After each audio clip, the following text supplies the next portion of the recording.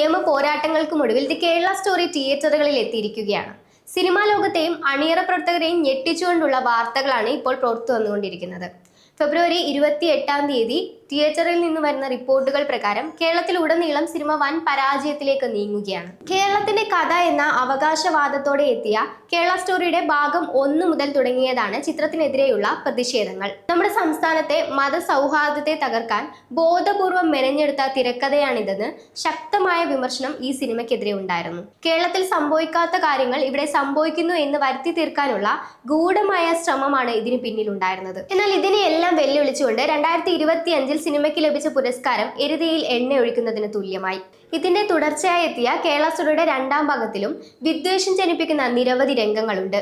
കേരളത്തിന്റെ സാംസ്കാരിക ഐക്യത്തെ തകർക്കുന്ന ഇത്തരം രംഗങ്ങൾക്കെതിരെ ഹൈക്കോടതിയിൽ ഹർജി പോവുകയും ഫെബ്രുവരി 26 സിനിമയ്ക്ക് ഇടക്കാല എന്നാൽ നിർമ്മാതാക്കളുടെ ശക്തമായ വാദങ്ങൾക്കൊടുവിൽ ഫെബ്രുവരി 27 ചിത്രം റിലീസിനെത്തി. ഇവിടെ ശ്രദ്ധേയമായ മറ്റൊരു വസ്തുത കേന്ദ്ര സർക്കാരിന്റെ നിലപാടാണ്. മുൻപ് ജാനകി എന്ന സിനിമയുടെ പേരുമാറ്റാൻ കടുത്ത സമ്മർദ്ദം ചെലുത്തിയ കേന്ദ്ര സർക്കാർ മുഖ്യമന്ത്രി പിണറായി വിജയന്റെ നേരിട്ടുള്ള എതിർപ്പുണ്ടായിട്ടും ചിത്രത്തിന്റെ കാര്യത്തിൽ മൗനം പാലിച്ചു. കേരളത്തെ ആഗോളതലത്തിൽ അപകീർത്തിപ്പെടുത്തുന്ന രംഗങ്ങൾക്കെതിരെ യാതൊരു നടപടിയും ഉണ്ടായില്ല.